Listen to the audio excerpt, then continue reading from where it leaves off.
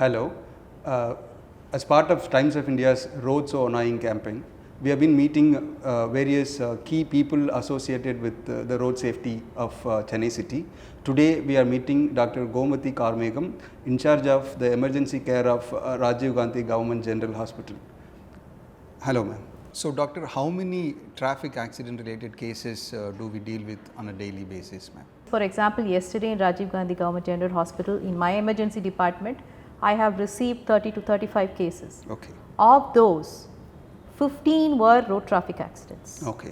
And of those 15, 8 were head injury. Okay. 3 were fractures.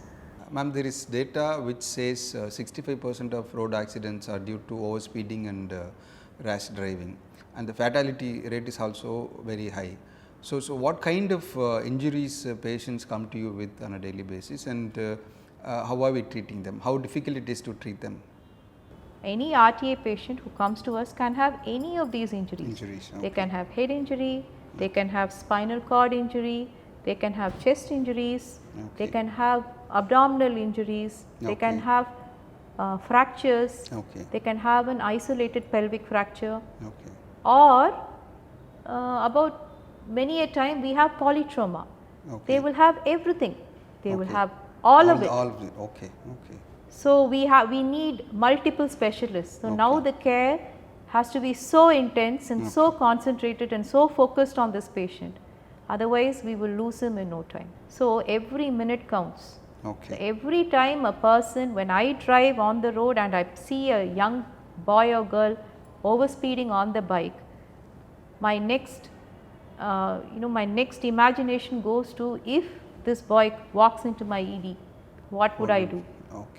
So that is how intense it is working in ED. Every single bike which whizzes past my car scares me. Ma'am, one more thing.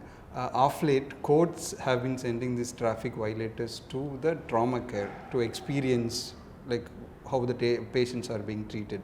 How good a punishment it is, ma'am, or how bad it is?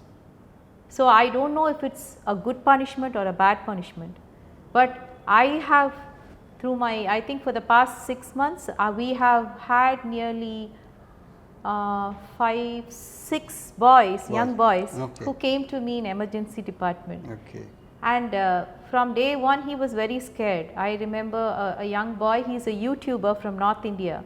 He came and he did not know our language. But he said, "Madam, I did nothing wrong. I did wheeling, madam, for my YouTube. They arrested me, they brought me." Okay son, what do you know, what have you studied? Man, no, I know study, I know study, me YouTuber. Okay, fine. So you can take YouTube if you want, you can do whatever I can take YouTube, madam, I shooting you? Yeah, sure, you can shoot.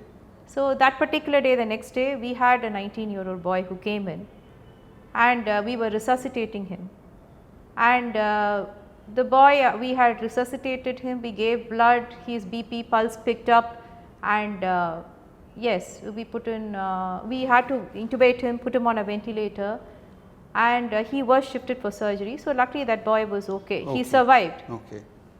Maybe after 3-4 hours of resuscitation, I was looking around for this young fellow.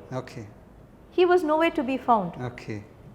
Then finally we found out where he was. He was sitting in the corner of my emergency department crying. He was on the floor with knees bent, and he was crying, sobbing uncontrollably. It hit him so bad.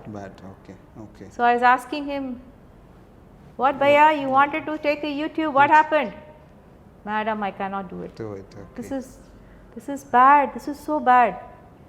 How did this boy get injured?" Then I told him, "He would have probably seen your YouTube, man. You taught him how to do wheeling, right? So probably he got injured." So yes, that was one of the strongest impacts. Then from the next day onwards, he was very disciplined. He started wearing a theatre OT scrubs. He'll come very sincerely. He was very scared of blood. He would not come near the patient, he was very scared, but he would go out and talk to the parents. He will get them food. He will run very peculiar errands which nobody thinks of, getting food for the patient's attender. He used to do that.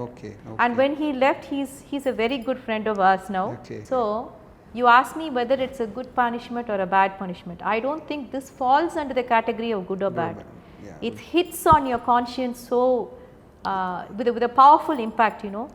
So these boys, I am sure they would have gone out and they would have really trained up a whole army of people out there.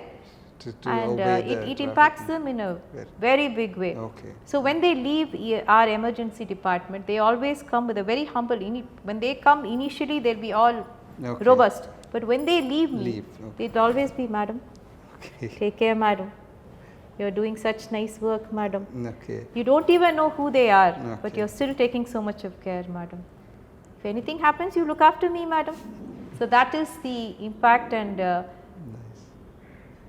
I don't know if it has to be encouraged, because I feel sad for these boys. Because they are not used to seeing blood, they are not used to seeing vomiters, isn't it? They are not used to the wails, crying. So it is very scary. So sometimes, most of the times I need to monitor them, but it has a powerful impact. Okay, sure. Thank you so much for your time and your valuable insight into the world of trauma care. Thank you so much. Thank you.